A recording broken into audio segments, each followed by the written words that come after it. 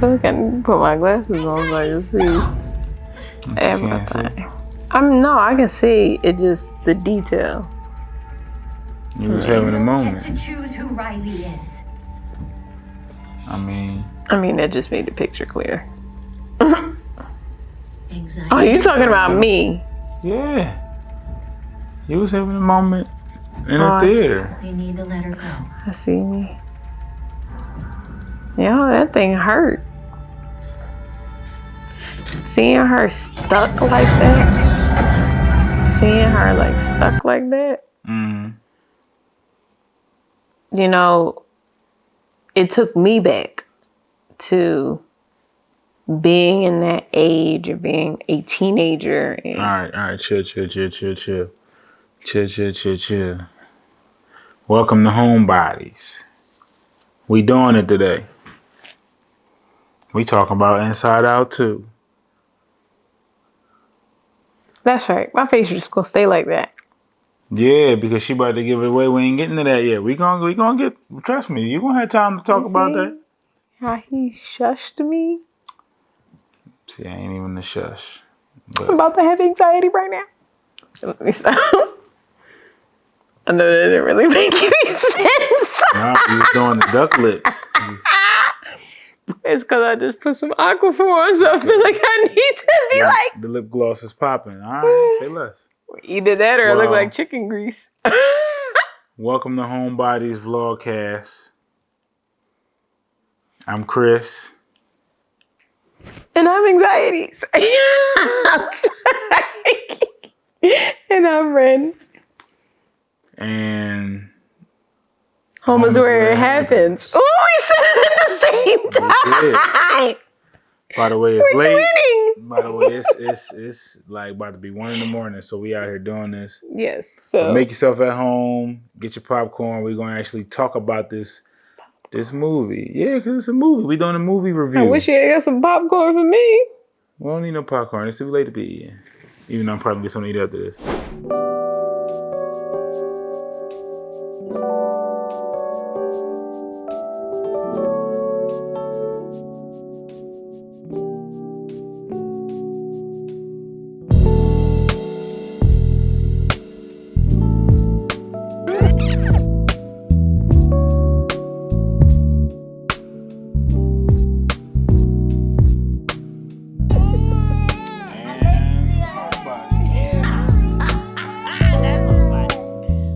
Welcome back. Thank you for joining us. I know it's been a while since we've been on this lovely couch. We've been moving around and kind of filming in different settings and areas. So. Oh yeah, that's right. That's right. We were in the kitchen and in the car and. It's a fact, in the car, in the woods. Oh yeah. With the bears and whatnot. So we back on the comfy couch and we here to talk. We here to talk this Inside Out 2. No. I mean. No. Big comfy couch? Yeah. I got you. But we're here to talk this Inside Out 2.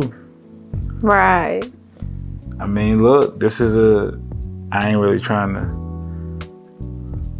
mimic what we did the first time. So we already actually have recorded this. Yeah, tell them that. I deleted it by mistake, so this is actually Oh, you're taking full responsibility. It was on me. I'm so proud. I'm kidding. It was on me. Like, I deleted it by mistake. It sure was, and I was mad as heck. For sure. But at the same time, it's like, I get it. Everybody slips up, makes that kind of mistake. And this man doesn't give himself enough credit because he's doing all sorts of different video projects. So you basically, just mistakenly, filmed over it? Or you deleted it? I thought I had it backed up on a memory card somewhere. Lo and behold, I didn't. So I wiped my memory card clean, thinking that I already had it on my hard drive, and I deleted it. So it's all good. You never know. Sometimes maybe that was necessary. Because maybe this second round gonna be better than the first. So boom. Here we are, nevertheless, to talk this Inside Out. They trying to introduce certain new concepts, and we ain't going for that. Oh, so you're already We telling not them what going your for reaction that. is. Yeah. So we went to go see this movie a couple months ago when it came out, when we was, celebrating our anniversary. That's months ago. Yeah, it was in July. We in September. Oh yeah, that's right. Because that was a part of the Without a whole doubt. you not telling me anything. Without a doubt. This is the surprise man. He likes to surprise me with stuff. For sure. So we go see this movie, and off rip, there's a lot of things that I went into this movie like with my antennas up, because in the trailers they showed you that the main character is anxiety in a sense, right? So actually, you want to just show the audience the clip. We could just kind of watch it and let them see. Oh, the clip of me? No, we already saw that. We Okay. showed them that. Oh, like the trailer. It's not the trailer, but the clip where anxiety gets introduced. Yeah. Let's do it. Let's see. So you see how in the clip they made it seem like, also in the movie, by the way, we supposed to say this. Spoiler alert. Spoiler alert. Warning. We about to share some things. Warning. If you haven't seen the movie, don't watch. Yeah. So they tried to make it seem like this was the main character, Riley, she's getting older and she goes through puberty. Age. That was one of the first things that you see is she kind of goes through puberty, Mm-hmm. you know what I'm saying, overnight. And then she wake up and she's like a whole wreck, right? Mm-hmm. So they introduce this new emotion, anxiety, and they make it seem like, this is a new emotion that you are supposed to have once you hit puberty in a sense. Yep. That this emotion is going to kind of, or the way them describing it as an emotion. Because I don't look at it as an emotion, really. I mean, I think they made it seem, because remember, this is in headquarters. This is supposed to be her, the center of who she is, in her mind. So anxiety is entering in almost and taking over as a regular, almost to give the idea that anxiety steps in and is supposed to be a regular, like a regular emotion that you're supposed to function off of on a day-to-day basis. Like I understand joy and sadness and anger, and then you also have to throw in there too that these emotions are supposed to be almost like groups. Like sadness is not literally just sadness. It can be compassion. You know what I mean?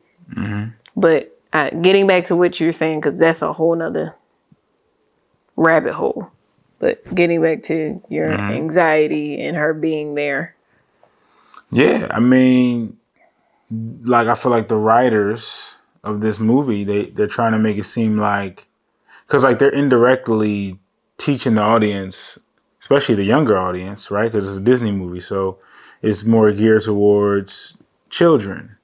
So they're kind of indirectly teaching the audience, hey, expect, these kind of feelings or thoughts or this particular emotion of, because what is anxiety? It's normal. What's the definition of anxiety? Like did you write it down or you pulled it up or something? I pulled it up. Because I think when we kind of start to look at words, it helps to kind of validate or invalidate, something is telling you is supposed to be. Like, because at the end of the day, I mean, if anxiety is just worrying, right, for lack of better words, in some way, shape, or form, people do go through series of worrying, but us, the foundation is the Most High's word. So according to what he said up in the word, that was never something that he gave us to function from. But I'm gonna just pull it up. This is from, I think, the Oxford Dictionary, something like that. Good old Oxford. So it says, a feeling of worry, nervousness, or unease, typically about an imminent event or something with an uncertain outcome. There you go. You sound like an individual when you are unsure, you begin to worry. If you're not confident, you know what I'm saying? If you don't have trust in the future or what's to come or something to take place, then yeah, you're right. That will be something that you operate from, that anxious state, that worrying state. But the Most High says that, hey, I didn't give you a mindset or a spirit of worrying or fear in a sense. I didn't give that to you. So you operating in that space, where that's coming from. That's showing you that you don't trust me enough, talking about the Most High. Oh my gosh. Because when your trust and your confidence is in him, you are more stable in your feelings. You're confident in the outcome of things. There's a trust versus when it's not placed there, then the outcome is going to be what you see this young lady is kind of going through and dealing with throughout the movie. But why you say, oh my God? Because I just had an epiphany. Uh-oh. Like, be careful now. Well, like the word epiphany. I know I'm messing. And I was thinking as you were talking, you said something. It made me think to have anxiety is to be lacking in hope. Absolutely. But look, so there's this, okay, so when I was growing up, my mom really had a thing for integrity music. So it literally is just scripture memory songs. That's all it is. The people are singing verses from the Bible. And there was this CD not CD. Dang, CD. Oh, it was a CD. You old, yo. Watch it, pal. I ain't even got them. No. Okay, so there's a CD. Well, there are many CDs, and they grouped it into certain like subjects. So one of my favorites was overcoming anxiety. And even though at the time it wasn't like I was understanding of that word, it was just these scriptures are really good. The scripture that I'm about to quote is not even the one that I wrote down in my notes. My singing voice is terrible, but here you go.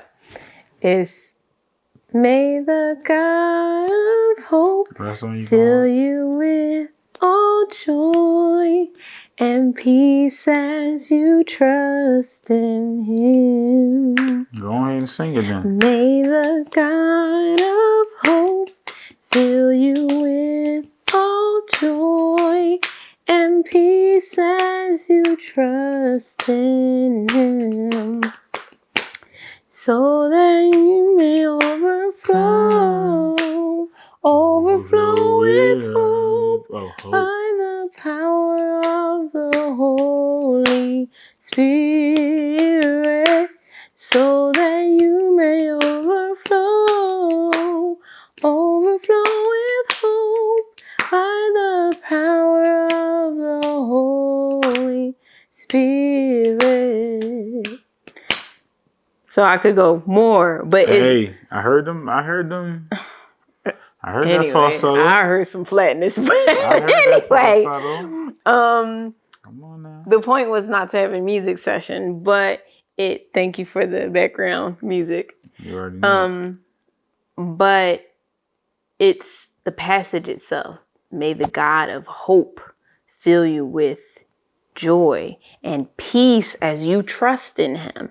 And so the antidote, and I know we have much to talk about still, but the antidote of anxiety is having hope. And as you were talking, I was like, anxiety is present because there's nothing stable to put trust in. And so because there's no stability it makes sense why anxiety is like, we worrying about a whole lot of stuff. Like imagine being able to trust, like if as a child, if you had a parent that you trust, there was a sense of peace that you probably had.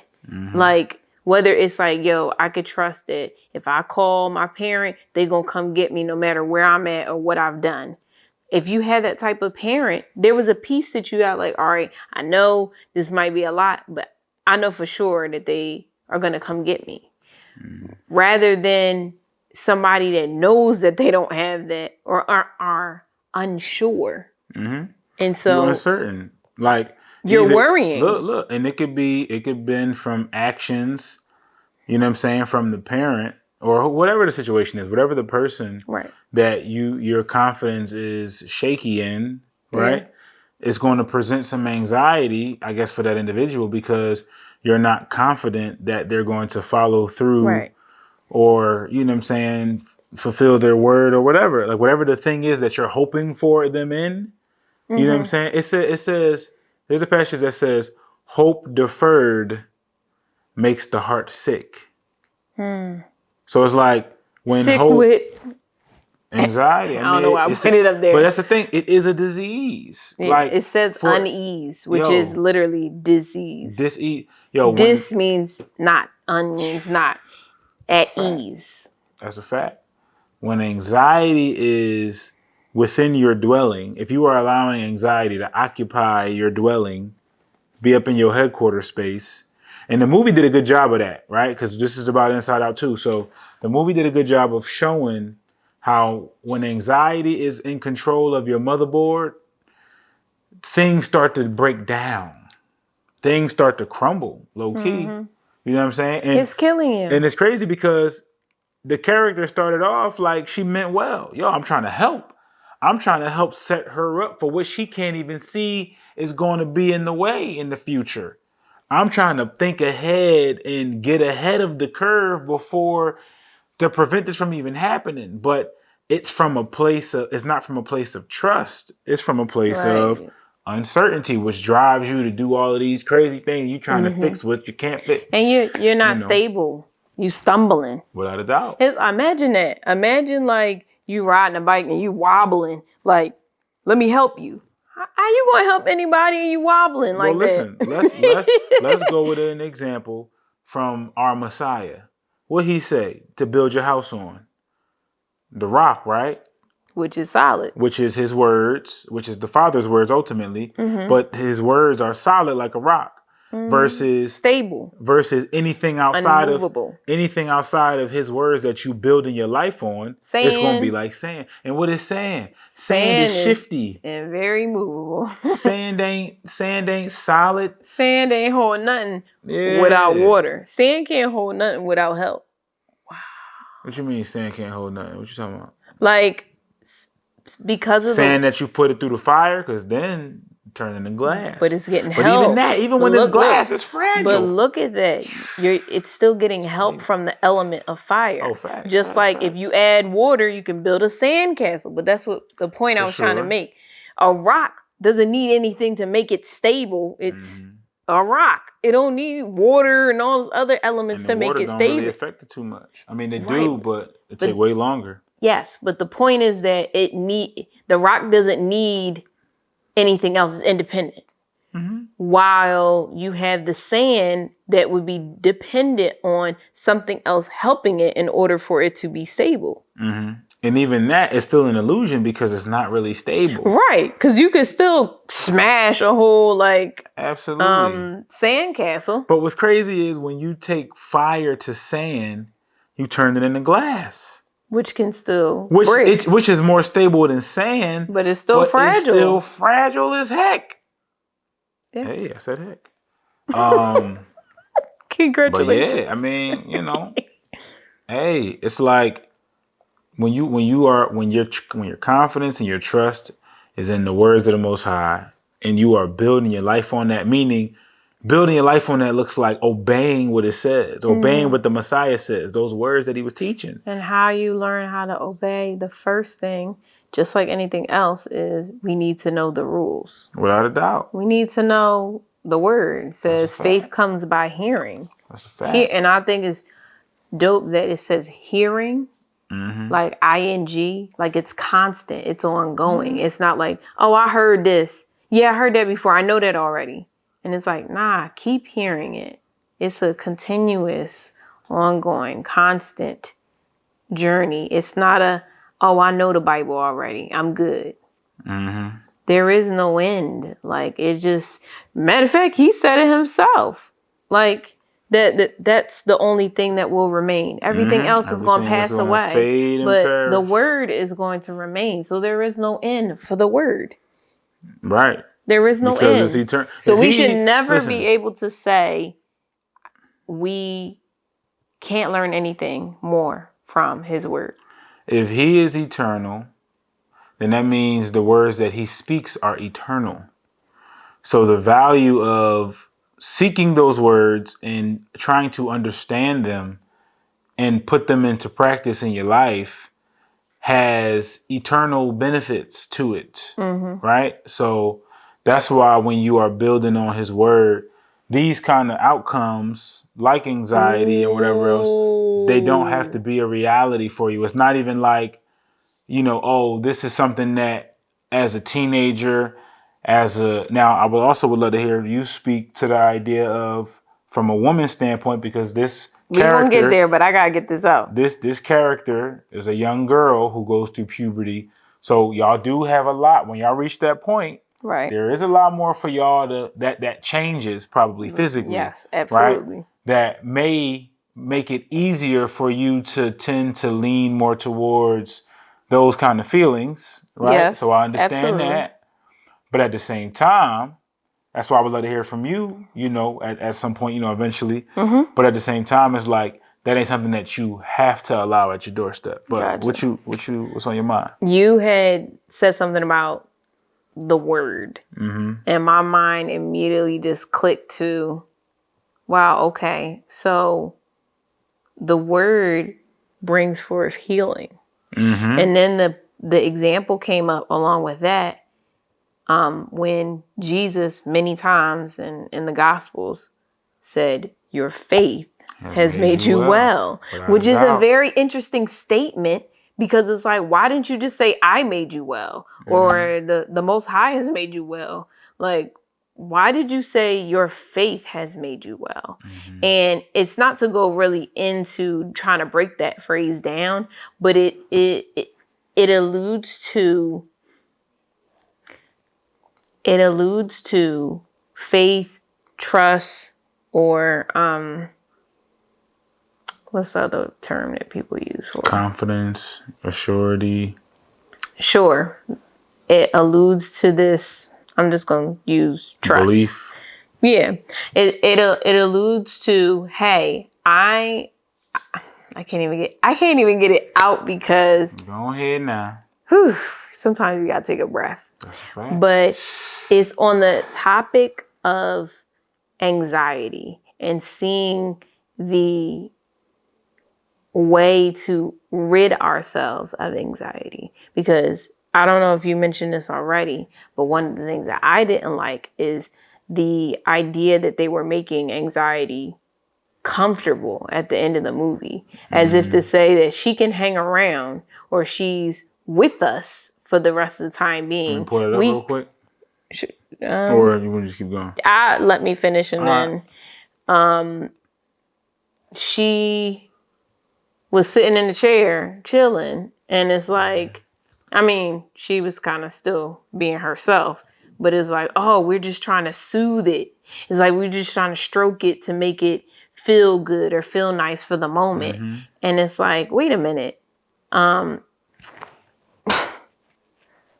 Why is she still there? Mm-hmm. And this is that thought this is what we were talking about before, where it's like, she's not a regular. This is not something that should be a norm, is to have, and so anger is the one who kind of steps in. And I really think I loved anger the most in Inside Out 2, because he kind of played the role more, in my opinion, of a righteous anger versus so much in I mean, he had his moments where he went back to his normal self, but in the first one, he was more of like typical anger. But when I say righteous anger this time, there were decisions or things that he would say that I'm like in total agreement with. Like, yes, that is good. Like, he was the one that was like, yo, we need to get rid of her, talking about anxiety. Mm-hmm. And I'm like, yes, that should be the mentality of us as like people. We should not want anxiety or want to encourage or even encourage the thought of anxiety just chilling in us, and we just stroking the ego. As long as we just calm it down, we be okay. Like, nah, like we gotta get that thing out of here. You got to go. It's almost like an indication of when that is at your doorstep knocking, trying to come in. You can't defeat it. No. If that individual is at your doorstep knocking, trying to come in, that's an indication that, your trust is in question. You know what I'm saying? Like whatever you've been building your life on, it's in question, because at the end of the day, think about this. The story we got about Peter, right? I don't know where the address is for the passage, but when the storm happened, the disciples was on the boat, and they see the Messiah walking on water, and they getting freaked out, like, yo, what in the world is going on? And he like, if it's you, Lord. He's like, hey, look, if it's you, then tell me to come out there. Call me out there. So he said, come on out. So he come on out. So he get to walking on the water. That man is walking on the water with the other man. That's funny. And they meet in the middle. They're always talking about how Jesus walked on water. And Peter did the same thing. Peter walked on water too, but nobody really mentions it like that. Hey, they're like, on water. Jesus walked on water. It's like, Peter did too. They're like, what other man walked on water? Peter. but this the thing. Peter, when he was locked in, he was here with it. He was good. As soon as he got to looking at the waves and the winds and all that, his focus, the confidence, the trust, his faith was now in question, because he was more intimidated by his surroundings, the wind, the waves. He might have seen some sharks or something. I don't know. It don't say that, but hey, right. If we talking about you just in the middle of the sea, he was distracted, or he was taken away from whatever was going on. And then too, I understand that. Yeah, I do. If you stand in the middle, first of all, the fact that you standing on water is a huge, like, whoa. But then you see all of the waves and the wind blowing by. He got anxiety, and then, because I feel like where anxiety is, that hope, faith, how can they be together? Like, I think if one is increasing anxiety, I think that is to show a lack of hope and faith, and it could be in a particular area, because I know when this is said, it's kind of like, well, no, I ain't lose my faith in God. It's like, hold on, that's not what I'm saying. That we have different arenas and parts of our lives that we need to be challenged in, and not only that, but that are going to have more difficulty than others. Like, I ain't saying that you don't trust in God in general, but in a certain area, you may not. That's just reality. That's the thing. The evidence of your trust will be displayed in your decision making, right? Your decision making, how you are responding, and your heart posture. If you are operating from the vantage point of anxiety, that says enough right there in terms of where your trust really at. Like, it's not about what somebody calls you or how they feel about what you got going on. It's about just looking at what the reality of the situation is. Are you having panic attacks? Are you having because think about stress. What is stress? You can't see that. You can't touch that. But that is something that, if you are operating from that mindset, definitely it's gonna have effects on you. Whether somebody is saying that about mentally, you or not, you could physically. Listen. You could be in denial and say, "I'm not stressing. I don't have stress." Your eyes steady, are twitching, and your heart rate going up. You sweating. Look, you call it what you want, but if it walk like a duck, if it talk like a duck, we'd be surprised how many conditions, diseases, or just issues we have. We, including myself, have because of stress. Like, listen, if you want to get real deep, and how sometimes we think man-made things will fix the problem, but they don't fix it. They just put a Band-Aid on it, which we think Band-Aids is really doing something. All it does is just really cover. Putting Band-Aids on bullet holes. It really cover. It's not the healer. it's not the hero that is doing the healing of like, I'm doing this because I got like a cut on my knee. You got a Band-Aid right there? No, but I feel like one of my like cuts that I had from childhood is there, so I always like. That's your reference. Yeah. But yeah, you put a Band-Aid on it, ain't gonna. I mean, it'll cover it, do its job, but it ain't doing the healing. Right. Like that is your body, and what a beautiful like. So give me an example. Function. Give me an example of a Band-Aid. Like, what are we talking about? What does it look like to put a Band-Aid on something that needs true surgery, or you know what I'm saying, like, or needs true healing? You know, depends on where you want to talk. Because if you want to talk in the medical field, sometimes you could literally say that the thing is a literal Band-Aid. Like think about a literal Band-Aid on an open wound. Like you think that Band-Aid is really the thing that's making it heal? I'll give you an example. My son, he actually burned his skin off. Bad. Because I'm trying to phrase it in a good way, because of a younger sibling. Mm-hmm. And it was an accident, but they were making tea and the little one was waving their arms around, knocked the cup over. Being anxious. And the cup of hot tea was from like the filter. That's why it was so hot versus like the tea kettle. And burned, like when I say burned his like scalded and skin rolled it was back. just like the top layer. It wasn't like 3rd degree burn, which is a thing. You can't get burned or scalded. I learned that was the proper term. But anyways, so what I ended up doing is we, put the gauze on it and stuff like that. But, going back to the statement I was making about the Band-Aid, the gauze isn't what really was making his burn heal or his skin to not be so tender anymore that he couldn't even touch it. But it was time.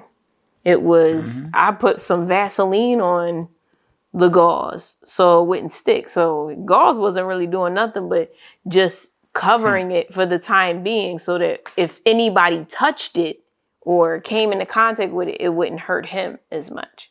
It was really just a barrier. It was a covering, Right. It did its job, but it's not. Listen, Adam and Eve. Okay.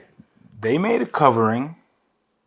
They tried to cover themselves with the works of their hands to try to cover up was crumbling. their exposure, but it wasn't sufficient. Mm-hmm. It wasn't stable. It wasn't sufficient. So it's like, ain't nothing wrong with being covered, but you want to be covered. It wasn't eternal. It wasn't going to last. It wasn't eternal. It wasn't stable. It wasn't strong.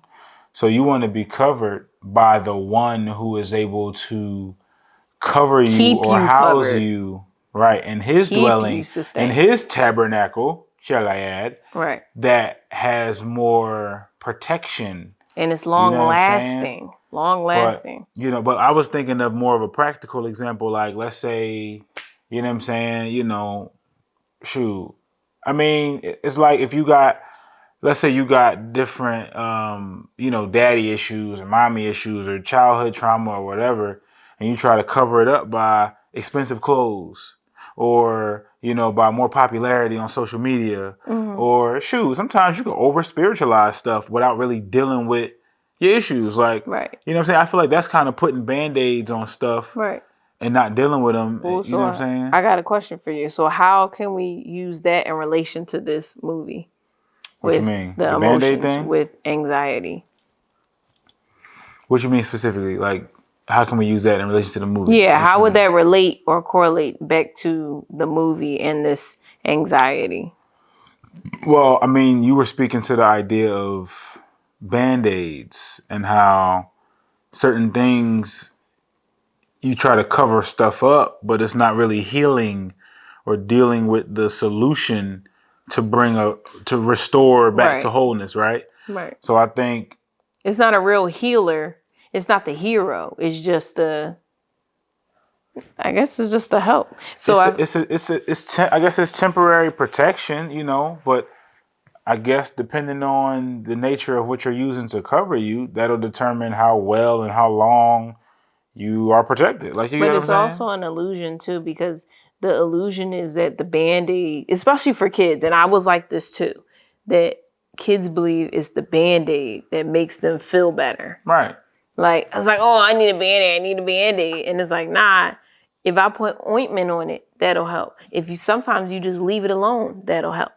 Mm-hmm. But and you sometimes think, it need that exposure because that air helps. right. It helps solidify. But the point is that what most times, like when you think about anxiety, I can see how in the beginning they were trying to make it seem like she was, going to be a great help, a good asset to them, to the emotions or whatever. She even says she wanted to work with the original emotions. But at the same time, she is an illusion of really being a help. Like, Matthew 6, chapter 6, verse 25, 34. I'm not going to say the whole verse. It says, don't be anxious about your life. And it lists off things that literally make sense why you would be anxious. What you will eat, what you will drink, and what you will put on. I can understand these three things because they are essential. Somebody worrying about them. But if God is saying, I don't want you to worry about these essential things that obviously you need to survive, because I want you to depend on me. I want you to trust me that I will provide these things for you. I will be your covering, the clothes you put on. I will feed you. I will make sure you don't go thirsty without water. Right? Because we can't, like everything else, we be good if we don't drink, but water is essential, right? So him making sure, you are covered literally and taken care of. And the thing about anxiety is it gives this false sense of help. Like, oh, I'm going to help you. And it's like, no, you're actually doing the opposite. You are killing me. You are causing damage to me. And then clearly with this whole panic attack thing and some people can relate because they actually had panic attacks, and I was going to say there's results that come with that. All right, so but before, go ahead. Land your plane, because what you saying, I say let's just watch the clip. Okay, that's fine. And then that way you can explain from what we showed in the beginning of the pod when you was in the movie theater and it was that one scene was hitting you. We could talk about it all. Okay. You get what I'm saying? So I say we got at least 10 minutes on here, but let's play the clip. Oh, I thought you was pausing it. Yeah, I am. It's so confusing and mind-boggling. It's hilarious. Like, you really was trying hard to avoid. And I the reason why I'm speaking like this is because I can relate to the thought of, oh, if I track every single move that is possible to be made, or whether it's how somebody thinks about me, or what I'm going to do next if this fails, or if I succeed, if I think of every little step, it's going to drive me crazy. And then I'm going to find myself in a place where I'm moving and making decisions that could be really bad just based off what I think is going to happen versus dealing with what is. It's a fear of the unknown. And because you fear of the unknown, it's like you're trying to control it. Because that's what it is. Anxiety is just you trying to control and contain that thing that can't be contained. Like, no matter what you do the day or whatever thing is present, like that is happening, there's an understanding that we must accept. And when we don't, this causes the anxiety, is we must accept that there are things that we cannot control. And so we don't focus on the things that we can't control, but we focus on the one who has control. Ultimate control. Like, if he is talking about the Most High, the creator of heaven and earth. Let me be more specific. The God of Abraham, Isaac, and Jacob. That's a fact. That's a fact. Gotta be specific. Power. if you know that he ultimately is in control and he holds everything in the palm of his hands, metaphorically, then that brings a sense of peace to you. Meaning, even death itself no longer has a sting when you dive into the words and you see the examples and the testimonies of the individuals who was trusting in this power, and you see how he was dealing with them. You don't have to worry now, because you know that all things work together for the good who are called according to his purposes and who are walking in obedience. Everything that happens in your life, whether it seems bad or good or whatever, is raining or is sunshine, you know that the Most High is able to use that. So it brings a sense of comfort. It brings a sense of peace that surpasses all understanding. Somebody can look at you and like, bro, you got this happening and that happening. How you not freaking out, bro? I'd be so worried. I'd be so nervous. You ain't never owned a gun in your life. You ain't never. Yo, look. And listen, that's why those emotions got along. Fear and anxiety. That's why fear liked anxiety so much, because they are each other. And you got little envy. Envy is kind of how she was kind of real close to anxiety, in terms of they was feeding off each other. Because envy, you get the worrying about what somebody else got or wanting what they got, or. Well, this is my theory. I think all the new emotions are a branch of fear. So fear is the purple one from the first Inside Out. But think about that. You have anxiety, which would be fear of what? Fear of the unknown, right? We could, categorize it. Then you have envy, which is a fear of, I would say, a fear being without, not having. Yeah, like a fear of missing out on, like, not just like events, but like stuff, people, whatever you feel like you lack. And then you have, they made this character Annoy, which is supposed to be French for boredom. Yeah. And it's a fear of being active, a fear of actually doing anything, because it can stem from failure. Like, I choose to be lazy. I choose Wasn't to that on Coach Carter, where the dude was like, I think it was, what was his name? Cruz, Timo Cruz or something like that? The Hispanic one that was at Coach Carter's house late at night. Remember the one? I don't remember. I haven't watched he said Coach the thing. Carter He was just in a long like, time. he was like, our deepest fear is not that we are inadequate. Our deepest fear is that we are powerful beyond measure. It is our light, not our darkness, that most frightens us. Your playing small does not serve the world. There is nothing enlightened about shrinking so that other people won't feel insecure around you. We were all meant to shine as children do. It's not just in some of us, it's in everyone. And as we let our own light shine, we unconsciously give other people permission to do the same. As we are liberated from our own fear, our presence automatically liberates others. Yeah. Actually, I was having a conversation, I believe it was with my sister, and we were talking about the fear of, like, doing good. And I was like, I didn't even think that was a thing. Like, how you fear success? Like, you fear of succeeding. Wait, huh? I thought you just fear of the opposite, like just doing bad. And he said he ain't give us a spirit of fear in that sense. Yeah. Like, when your ultimate fear is for him, or reverence or honor or respect, when your fear of him in that way is properly placed, oh man, that is the beginning of knowledge and wisdom, truly. Like, when your fear is placed in the right place. Yeah, because there's an acknowledgement of who is in control. Right. When your fear is in other things, like people or possessions or circumstances or the unknown or whatever. Right. And then the last one you probably was going to mention was embarrassment. The pink one. Which is the fear of what? People. Yeah, people pleasing. Opinions, people thoughts, pleasing. Without a doubt. Definitely. So, I mean, that's a good point, how a lot of these stem from fear. But what's crazy is, at least in this clip, and I'm gonna get back to the clip. Go ahead. What's crazy in the clip is, all right, I'm hitting play. Being short, go ahead, finish your thought.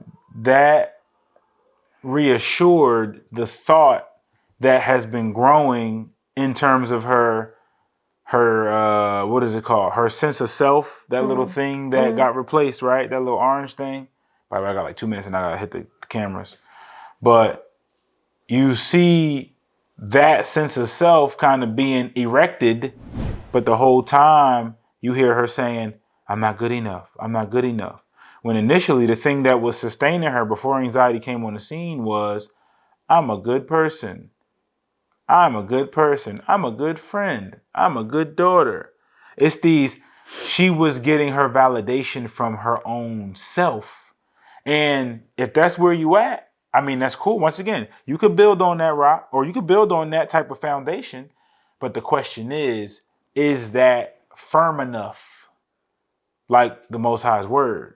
Like you can build on what you have done, what you have accomplished, but it's only going to go as far as the merit of what you have done.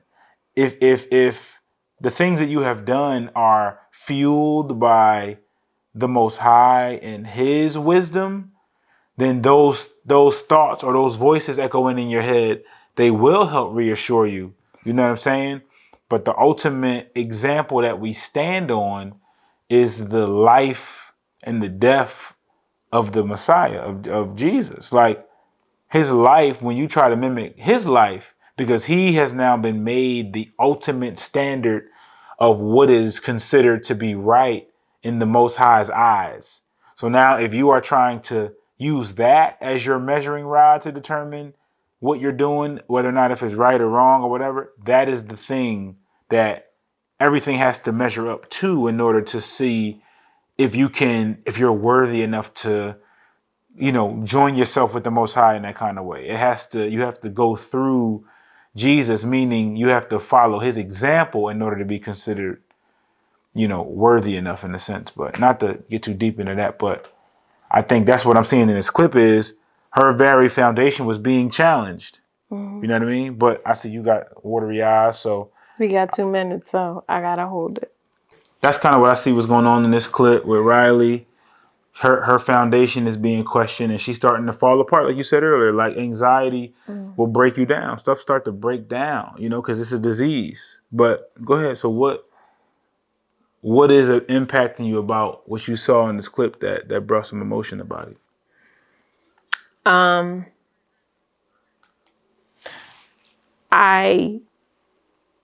When the scene first, I have to describe it. When the scene appears where anxiety is first, because it comes in levels. Anxiety is traveling. You kind of see her moving back and forth quickly on the motherboard and thing. because the movement changes at a certain point. But first, she's going back and forth, almost like if she's running fast. And my first feelings are, oh my gosh, she's so worn out. She's burnt out. And she doesn't even know how to press the stop button. So she's just going. Just going. And it hurts to watch somebody else overwork themselves and see that they can't find peace. That hurts the depths of my soul. And then pity comes in, or compassion comes in, and is like, man, I feel bad for you. Whoever fits the description, but in this case, it's the actual emotion. I feel bad for you. That now the very thing you were trying to contain is now. You have no Imploding. control at all. And it's controlling you. And then there's a point where things switch. And now she done built this orange little vortex around herself and she's stuck. Well, can we see it? We ain't see that part yet. Oh. Can I play it so we can show? Sure. Because remember, they still be watching it with us, so. Right. So as Joy steps in and she's like, right, anxiety, stop. And it's like, it's as if, as in the audience, let me stop saying you. I felt like, oh my gosh, she can't. Like, You should try and fix it. but that's the point, isn't it? That anxiety makes you feel like you can't do anything. You can't, you're It's paralyzed. yes, you're paralyzed. You can't move at all. Right? She went back from overworking herself to now I'm stuck and I can't even go nowhere. Like, it's almost like you ever like do something and you do too much and you might cramp up. Like, it's like that. And then you like stuck in that moment, like Charlie horse. dealing with that cramp. And it's like, oh, this is painful. And for you, you might be like, I was trying to avoid having more pain. And that's the thing. That's the thing about this whole anxiety. I think at the end of the day, we're trying to avoid pain. Whether that's like, hey, I'm trying to avoid failure and whatever pain and hurt that comes with. I'm trying to avoid disappointment or someone else feeling disappointed in me. Like, so coupled with fear is I really don't want pain. Isn't that the main point of why most people don't like they're afraid of dying? It's not really death itself. It's, well, and I'm not saying that it might not be for somebody, but most times the fear in death is really, I'm scared of whatever pain I will feel. Yes, the unknown, but really the pain in which is the journey to get there is what most people worry about. But getting back to anxiety is, so I felt for her. But not only did I feel for her, it triggered in me moments in my life where I have never had a panic attack that I can recall, but feeling stuck like that, where I felt like I'm in a situation and there's no way out. And I believe in most situations that's not true. There is another decision that we can make, or I'll put it on myself, that I could make. But I was so fixated on my fears, my worries, the things that I couldn't control, that I made my life unstable like that.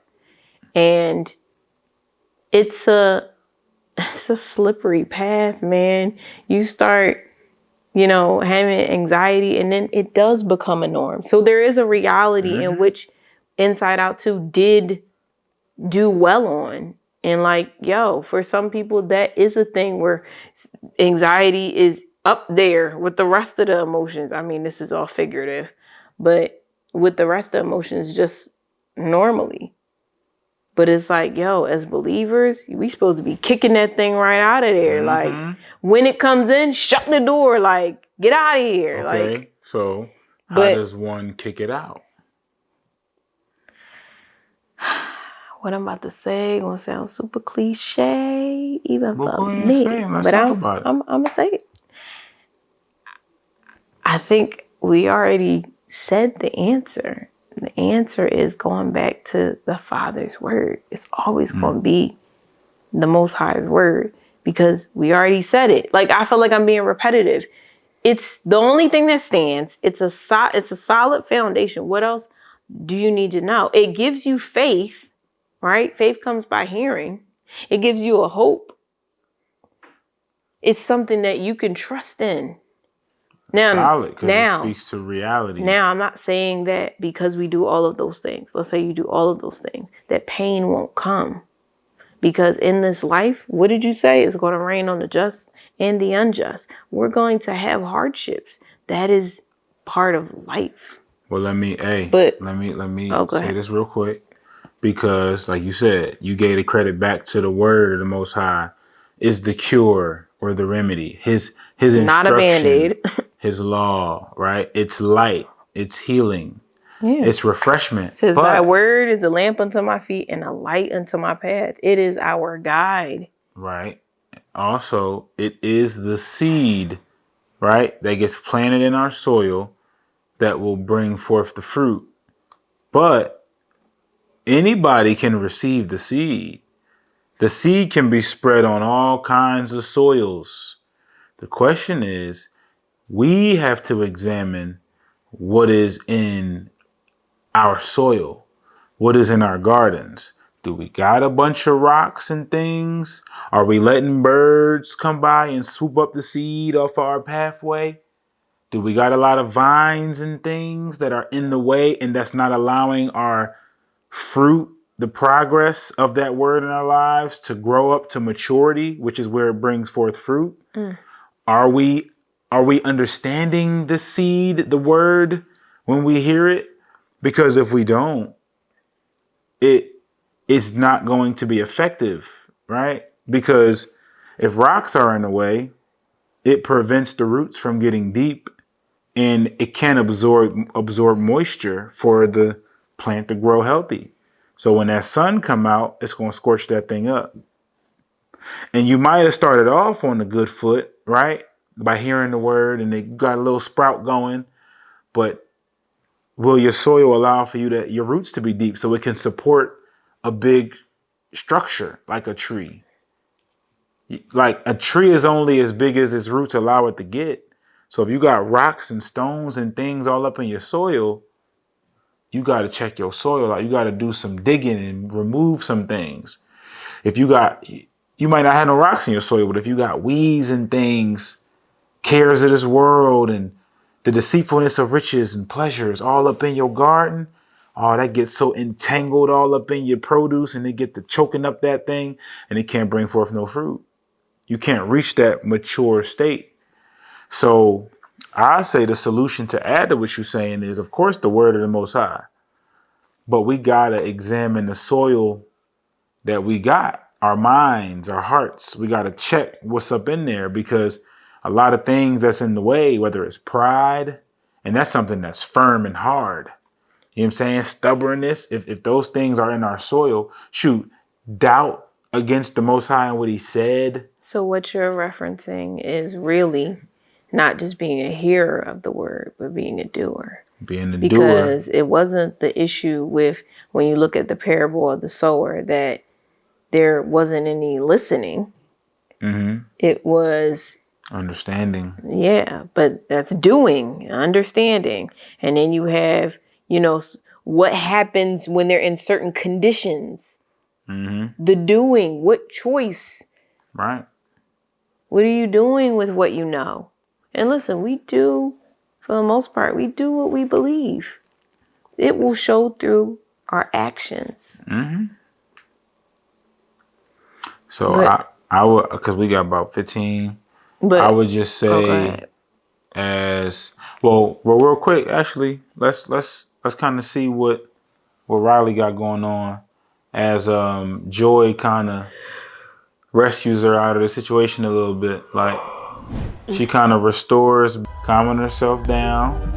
You know what I'm saying? And I find it interesting that her taking these deep breaths, her inhaling breath, aka ruach, aka spirit, gather back around her and they kind of confess some things and whatnot. But I think when you get, I think what that clip did a good job of showing, and then you can kind of share too again if there's anything that triggered, when we was in the theaters. But what that clip to me did a good job of showing is, if you allow anxiety to rule inside of you, things break down.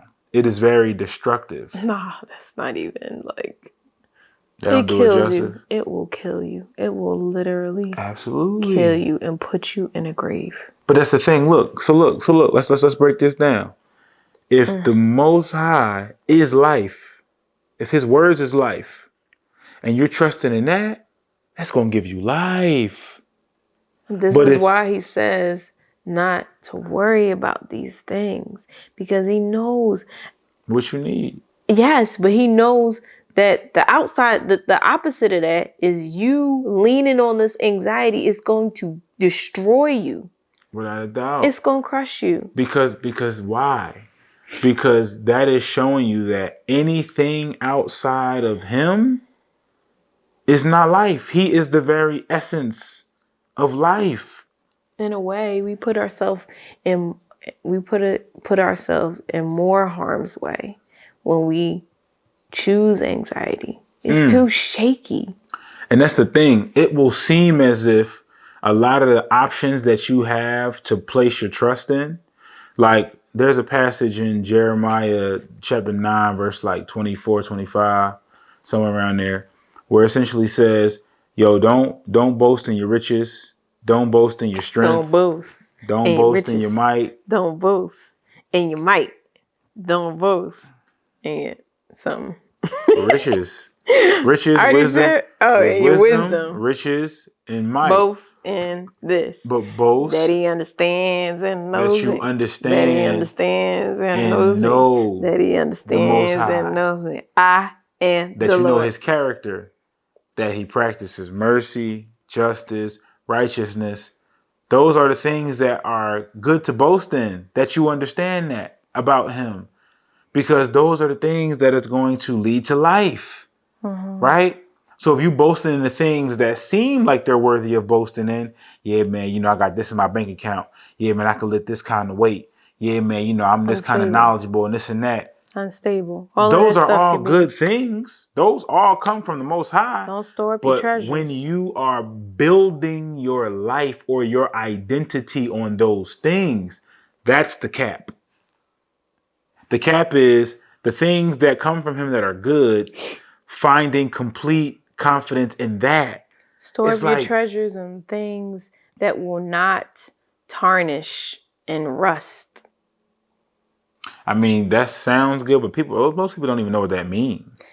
How do you store up your treasures in heaven? Like what? What are we talking about? Like I I think gotta the real treasure. ship it to the sky? Like what are we No, talking and about? I don't think people think that. But I think that storing up your treasures is more of looking at things that are intangible. And when I say things, we were just going to be really repetitive in this one. It's just his word and really understanding it. It says that the fear of the Lord is the beginning of wisdom. And wisdom isn't just knowing, having great knowledge. It's about taking what you know and actually following through, making good decisions based off the knowledge that you have. And Go ahead. go ahead. Finish it. Land your plane, and then I want to say something. I was just going to say, now, of course, there's worldly wisdom and there's the wisdom from his word, which is good, right? And will produce good fruit. And you mentioned the fruit from the whole picture of the tree. And it's like, look at these things: love, joy, peace, patience, kindness, goodness, faithfulness, gentleness, and self-control. And that will continuously produce more fruit and multiply, right?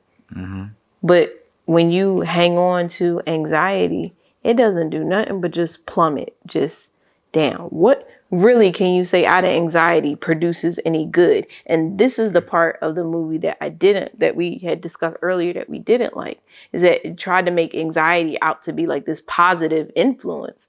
And it's like, you being productive has nothing to do with anxiety. Right. It doesn't have to include anxiety. You can plan. You can be productive. You can be. Joyful a forward and thinker. at peace. You can forecast. while you plan. You can forecast for these things without that having to be classified as anxiety. Right. And I thought you were going to sing this song that you sang from the last one, but essentially, Go ahead and sing it. I'm not gonna sing it. I'm just gonna say it. But I'll sing it. Well, we got like 9 minutes. Anxiety in the heart of a man weighs it down. I don't know. Anxiety in the heart of a man weighs it down. But a good word makes him glad. Or joyful. A good word makes him glad. But a good word makes him glad. A good message. But a good word makes him glad. So that was a song that she grew up with hearing Integrity from her mom. music, man. Shout out to Mom Dookies. Well, Come on, Mom Dookie. Yeah, that sounded a little too. Shout out to Mom Dukes. I don't even like Mom Dukes. Shout out to Grandma. She ain't your grandma. I know, but right, shout out to Mommy. Shout out to Mommy. So listen though, it says anxiety in the heart of a man weighs him down. And Listen it does. That's listen so true. listen to the Yeah. direction. Down. The Most High is above. He's up. Not positionally, but in terms of like relationship direction. Like he is above. He is high. That's why he's called the Most High. So when you store your treasures up in heaven, all heavens means is the sky. He dwells above. This is not about his physical proximity because he's spirit. But this idea that up speaks to a purity, up speaks to an untaintedness, up speaks to where we haven't really had a lot of opportunity to pollute or taint. Like when you look at the sky and the clouds, the blue sky and all of that, it's like that's purity. The sun, the moon is up there. It's like the light. Those things, it's like they speak to a pureness. So if anxiety is weighing you down, it says a good word will make you glad. Essentially, will lift you up. Mm-hmm.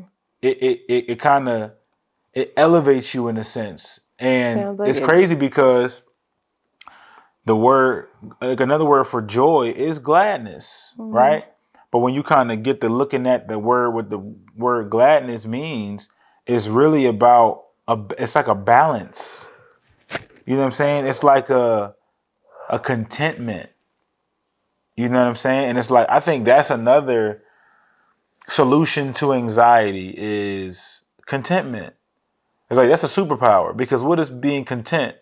You've learned. It's the opposite of envy. Right?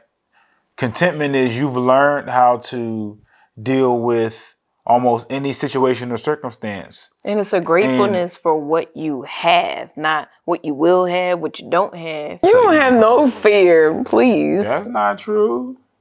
Not to me. That's like, people might think that it's like, oh, you just fearless. And it's like, that ain't always the case. Sometimes I do worry about what people think. Because growing up, I wanted to be accepted. I wanted to be liked. Stop doing the neck thing. I wanted to be involved and belong. I wanted all that. So, I went through my phase to where I ain't necessarily get what I thought I wanted. But I think he allowed me to overcome that, by his grace and his word and all of that. I'm still overcoming that. I just want to put that out there. Even though out of everything that we've already said about the movie, the reality is that I'm still working through not allowing myself to get to a point where I'm overly anxious. There are moments where definitely anxiety is like, Can't come in. Hey. Can't come in. Sometimes you get a foot in, sometimes half the body, sometimes the whole body. And then sometimes I feel like I have less moments like this over the past few years where it's not a downward spiral. And I can pinpoint when it's like, nope, thought we not going to do that. Because then it goes, meow, and just goes like a little tornado. Let me ask you this real quick. Yeah.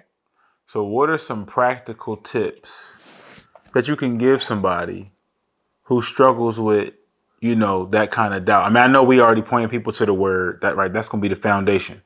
By wisdom, a house is built. By understanding, it is established. It is established. That's what we're building on, right? So we get that God's word is going to be the ultimate thing. But what are some? Come on. What are some practical tips? Yeah. What are some practical tips like that you can give people? Because think about it. I'm speaking to you, journaling.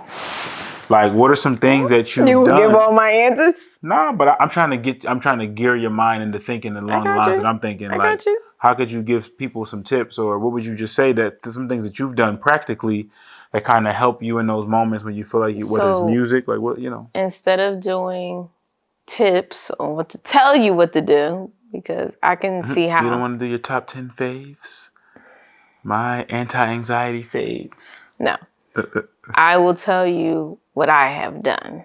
I have journaled, but I love writing. So I would suggest if you choose to do something, let it be something that you enjoy, right?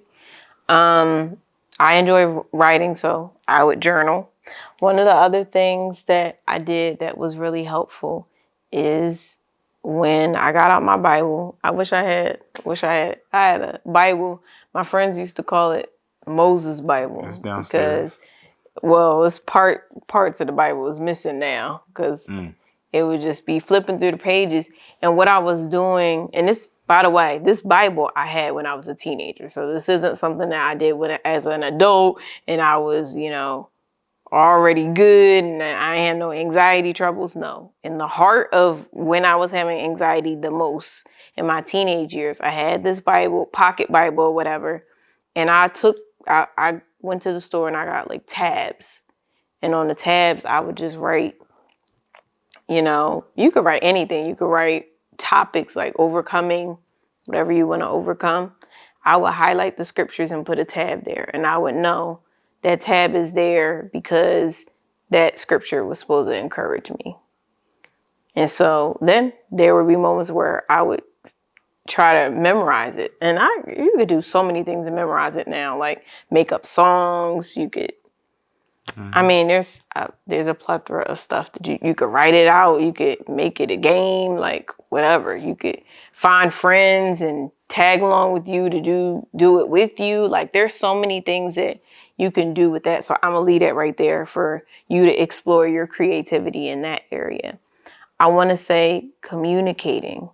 I think being able to have someone, and I know this is something that isn't always accessible to everybody, but having a friend, even if it's just one, even if it's just a family member, someone to talk to that you trust. Please don't let it be somebody you don't know or you don't really trust that doesn't have good judgment. I mean, it's one thing to be an ear, but it's another to have good counsel.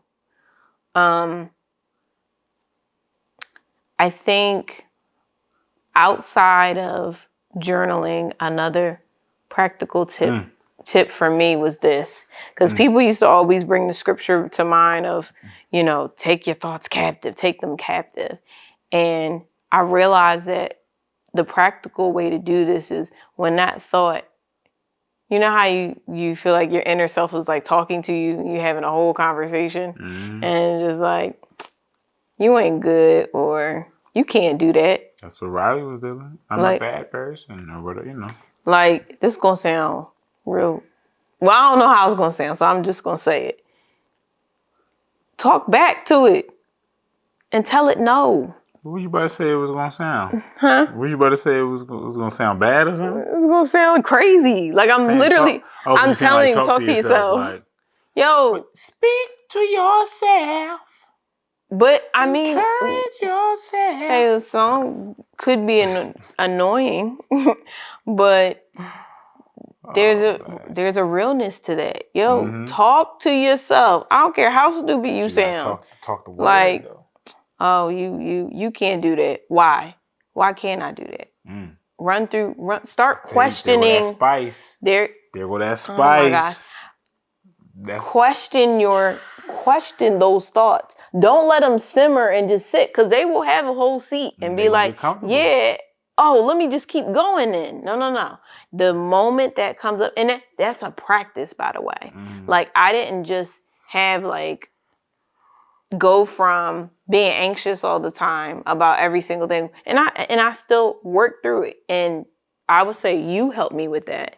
Whereas like, I'll be talking about something and then I'll talk about, well, I'm afraid that this is going to happen. And right then and there, after I vocalize that I'm afraid of it, I've already said, oh, you feel anxiety about that. And it's like, okay, but we don't want anxiety, right? Because I do want to follow God's word. And if he's saying, don't be anxious, it's like, okay, well then how can I get rid of this? How can I not do this? It's like, okay, what is it? So I'll try to give, can you give me an example? I want you to give me an example because I can't think of one. Example of what? Of something. Okay. There was a time where I think we got like 7 minutes. Okay. There was a time real quick that I think someone said something to me about me.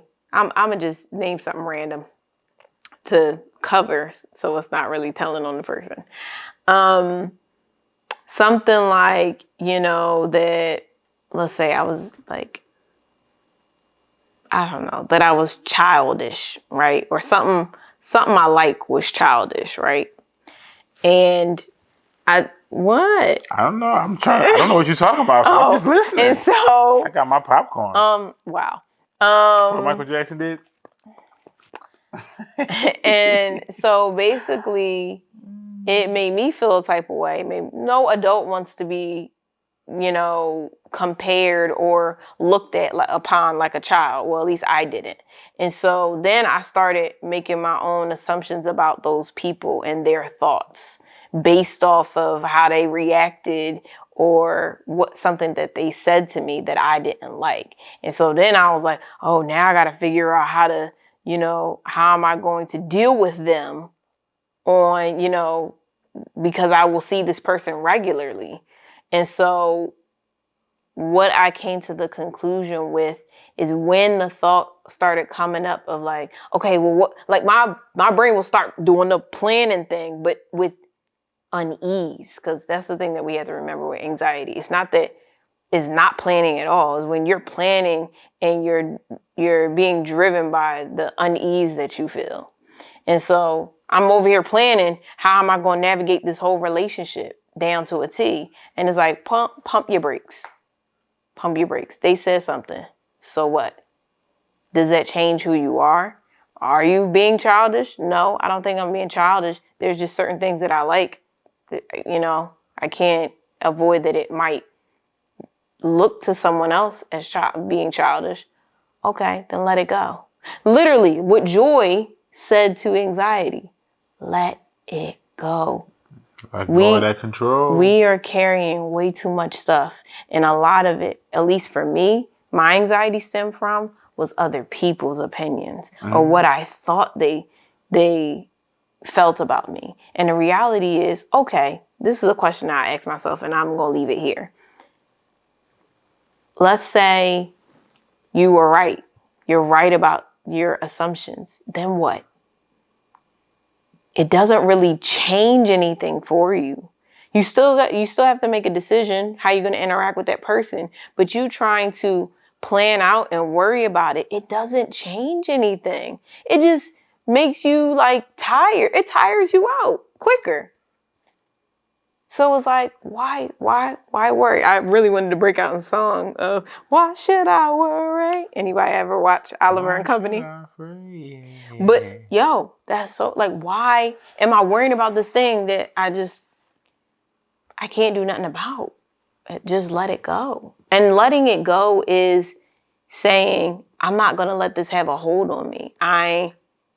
Okay, accept it. Accept, hey, I can't do this, or I can do this. I may not be able to do that, but I can do this. And then move on to the next thing. Like, and I know this sounds very general because I don't know everybody's situation, so it may look different based upon the person. But the reality is, start talking to yourself, okay? Talk to yourself and be like, when you start thinking dumb, just treat yourself like you would like a good friend. Like, don't talk to her like that. Don't let your negative thoughts sit there and have a seat. Yo, get up. Challenge them. Leave. Challenge them. And then the beautiful thing about all of this is when you know his word, not only can you just say, nah, I don't believe it. You can combat it with his word. Literally what Jesus did. You can kill it with something more solid. I'm going to use the word of God to respond to this negativity right now. There you go. See? So he was moving because that's exactly what I was about to say. But you said, wow. He was combating those thoughts. Yeah, exactly. You know what I'm saying? With scripture, with stuff that's written down, that's solid, that I can go back and verify. And it's sturdy, like we were saying. Like his word is a rock. So if you are using these rocks to stone those other thoughts, you know what I'm saying? You get to kick them up out of there with stones. You get the, use his words. You know how some people do affirmations? Use his words as affirmations. To affirm yourself, because it's very firm. His words is very affirming because it's a rock. And I know you probably like, well, what if you struggling to believe that? Because we talked about how anxiety is the lack of faith, right? But see, it's all in the repetition. You got to be consistent and stick with it. It just as long as you've been anxious, give it time. You need time to heal, and anxiety needs some time to gradually get the stepping. So now look, what you saying? You need time. You got to be honest with yourself. Talk to yourself. You got to call a spade a spade. You got to, talk to yourself. And also, you got to remember, you got to look at the example of the individual that did this in a mature, complete fashion, aka a perfect fashion, which was Jesus. The more you hear, this is why he is healing, and this is how he's able to heal us now still. When you look at the stories and the testimonies of his life, and you see and you read about how he was moving when he was dealing with these hard times, he experienced a form of kind of worrying, a little bit of anxiety when he was up in that garden right before he was about to die in the Garden of Gethsemane. He didn't want to have to go through that type of suffering physically. He knew the discomfort and the pain and the, you know what I'm saying, being spit on. Maybe that pain again. And mind you, unjustifiably, all of these things were happening to him, and he didn't try to justify himself in front of them. He didn't even say a word. So it's like knowing that that's what your fate is about to be, because you know how wicked these people are and they want to kill you because of what you're saying. He in the garden sweating blood. When the last time you sweated some blood? Now, granted, if you be on the Stairmaster long enough, you might sweat some blood, because that Stairmaster ain't no joke.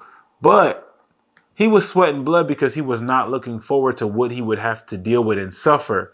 But he fought those thoughts of doubt, of not wanting to do it. And he said, not my will, but let yours be done. Talking about our Heavenly Father, right? So that's a good example to look at. When you set your mind, this is how Peter was able to walk on water, because he was focused on the Son. He was locked in on Jesus, you know what I'm saying? And he followed him in obedience, and he wasn't worried about what was around him. You got to put blinders on your eyes, like horses when they're on the tracks and whatnot, and they want the horse to focus on what's in front of them and not be so worried about what this person got going on over there, what that person got going on over there, what's on Instagram, what they doing on YouTube, what they doing on the news, what the election is talking about. Look, man, you got to lock in on the main thing. You got to look at his words and learn the wisdom from it, and then now begin to apply it to your life. Thing. But the belief looks like you actually doing it, not just you saying you mentally agree with something. No, you, from what you understand, what he reveals to you at that point in time, because everybody got different time frames, right? Whatever truth is revealed to you at whenever it's revealed, you actually putting that into play in your life. You attempting or trying to now walk in that thing. That is where the power comes from. That is the power of this message, right? So it's really about, like she said, right? You got to combat those thoughts that come up in your head. You got to not let those thoughts have a place to stay or get comfortable in your headquarters. You got to get them up out of there, right? And another thing that I'm going to read real quick that Jesus said that I thought was very crucial too, that a lot of times we don't think about, is this is Luke 12:15. It says, but he said to them, talking to his disciples, beware and be on your guard against every form of greed.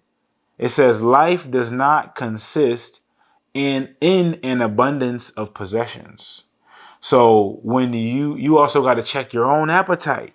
Because sometimes it's not outside things that's distracting you or that's getting you to do. Sometimes it's your own damn desire. It's your own appetite. It's your own belly. Not just physically, but spiritually, mentally. Your appetite, the things you crave after. What they say? The lust of the flesh, the lust of the eyes. That's we need those blinders for that. And the pride of life.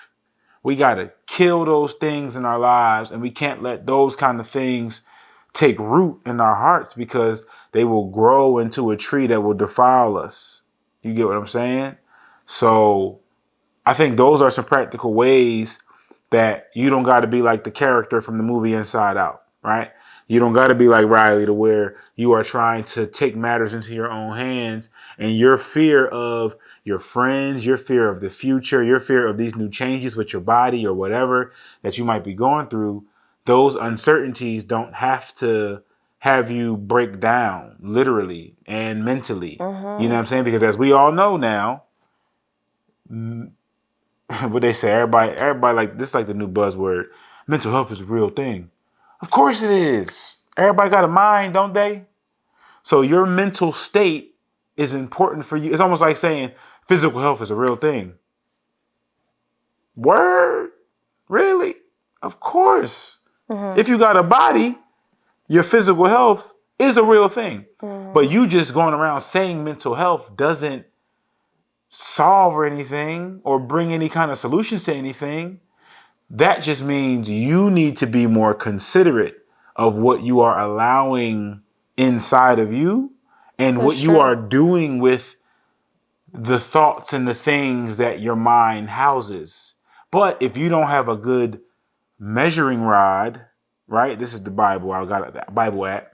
If you don't have something that you can measure yourself up against, a standard that's higher than your own self, that was my problem with the character in the movie. Her highest standard of good was her own self which and her was own unstable. achievements, right? That's saying. But You when need something that, I'm sorry, you need something that doesn't change. There you go. It's unchanging, right? It's steadfast. That's a good word, right? We don't say that word like that no more. We don't be saying steadfast. Get all animated. Behold the steadfast card. Like we don't talk like that. But that word of consistency, like, you know what I'm saying? Unshakable, unmovable. I think about a mountain. Rock. But I think about what's the biggest rock? Mountain. It's the rock.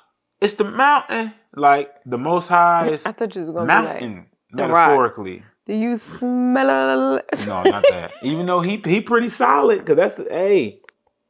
But he just my favorite WWF character. He just got all the physical. Hey, I don't know that man personally, so I can't speak on it. I think they was acting. He might have been acting. He were. But I would say when you take time to examine what is in your soil, right? You need to say that again. Take time. Just to take time. When you take the time to examine what is in your soil, right? That will help you when those seeds do get scattered around, that word does get scattered. Because you might be like, I have heard the word. I have did that. I did listen to this. I do listen to that. Okay, that's what's up. But what is in your soil? Is there a lot of rocks in your soil? Are there birds swooping by and eating that seed and taking it away? Which is doubt against the Most High's word, disbelief in what the Most High said. Is there a lot of vines in your soil, choking up the plant, not allowing it to grow? You got to check your soil. Just because you heard the words or you received the seeds, that don't mean you guaranteed to bring that seed to maturity unless your soil is good. If you got good soil, then praise God. But I would say examine your soil, check yourself before you wreck yourself, right?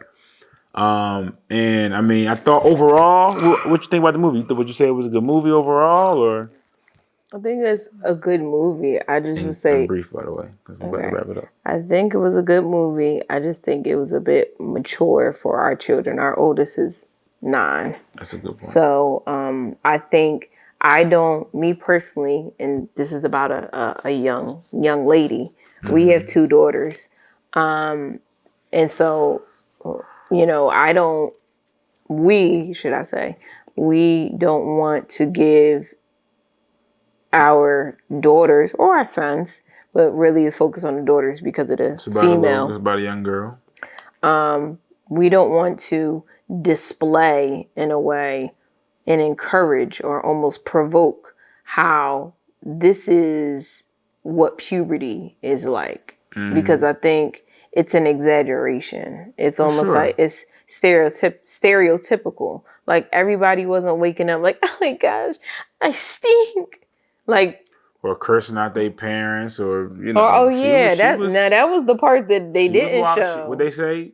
She was violating. She was violating. I don't know nothing about that, but she was It's a wilding New York out. term. Like She was wilding. Like she was a she little was off the doing the chain a little most talking bit. to her parents like that. Like, And they was just letting her and rock. I get it. There is a sense where it's just like you're going through so much, and I get the snappage, but come on, y'all, really? They exaggerated it. I was like, so you basically saying she PMSing? And that's the thing. A lot of times Disney will shape an expectation of. It's like I'm indirectly saying this is your future, young girl. Like you can expect to experience this. So now when it does happen, or you are feeling like you want to be shorter with your friends or your family, whatever, you've kind of been programmed to feel like, well, this is normal. Like I'm supposed to be like this because I'm in puberty. Yeah, or I'm in like, puberty, so now I gotta case. have anxiety. And then not only do I gotta have anxiety, even if I tell anxiety to sit down, she's still there. What the heck? So for us, like you said, we chose to not really. We were wondering the whole time, like, are we gonna let our kids watch this? You know what I'm saying? It being a new movie that came out, we let them watch certain Disney movies and all of that. Are we gonna let them watch this one? We both kind of concluded, nah, not right now. Not yet. Because it's like, what benefit does it really have other than adding to the potential and worry or fear of this is what it's going to be like for me when I get older. Right. And it's or like, them questioning that, like, yeah. Well, now we're inputting possible worry on them. Right. Because it's like, oh, fear of the unknown. I don't know what this is like, but this movie is telling me this. Right. And then at the end of the day, it's like, okay, what was I about to say? You said the fear, the movie, how it kind of is, I really forgot what I was about to say. I was about to say something adding to what you're saying, but I think the point is like, okay, it's not something that they have to see. You know what I mean? Right. Like, it's not necessary. So we kind of just chose to. Oh, that's what I was gonna say. Even though we're not going to show them this movie, it does kind of give us some things to be considerate about in terms of conversations with them ahead of time. Mm-hmm. You know what I'm saying? Kind of preparing them. Because they're getting closer to there. That too. And we get to control the narrative on how we introduce these ideas of puberty and things like that will come. We get to control how that's introduced to them versus this movie that's making it seem like it's about to be hell on earth type thing. And it's like, look, everybody's situation is different, but we want them to have a balance of puberty because it's something that we all had to go through to go from, it's a rite of passage in a sense, going from child to man or child to woman. Mm. But the last thing I was going to say is that we want them to have a clean slate. That they're, we already got the world, giving their own opinion about, how children should be or how teenagers should be. Mm. So it's not like they're not probably picking up on stuff from just encounters with other people or when they go to their sports activities or whatever. But it's the fact that we would like to be more involved in this, I don't want to say intimate, that sounds weird, this integral part of their lives. Instead of letting outside stuff teach you things that we're here to walk you through and give you. Is where it happens. Right. Basically. Yeah. Home is where it happens. Yeah. So. Cut right through my sentence, but yeah. No, but because I feel like that's what you were saying. When I was saying, we want to teach you. We want it to be from us. It's like, home is where it happens. I'm just adding it because it fit right into what you're saying. Yeah, because there's a beauty to it too. We always looking at puberty is the worst, but there's a beauty to it too. But I'm gonna leave it right there. For sure. Hey, we appreciate it. Did y'all get that? Is it on there? Hey, maybe. They don't even know all that. You ain't got the why you uncovering. We appreciate, you know what I'm saying? Don't talk to me like that. What? We appreciate y'all tuning in. Thank you for checking this episode out. Be on the lookout for more. That's what we got. You know what I'm saying? Bye. So, this is Homebodies, where home is where it happens. And thank you for listening to our vlogcast. Yeah. And please tune in for other episodes. And what else do we want to say? Engage with us, share it, whatever you want to do. But hopefully this information was edifying in some kind of way. Enlightening, encouraging, challenging. And it's something that you can pass on to others. Thought-provoking. Thank you for giving us your time. Your ear. All right, now get to stepping. You ain't got to go home. Or I'm not saying that. You probably should go home. Yeah, go home. Go be with your family or wherever.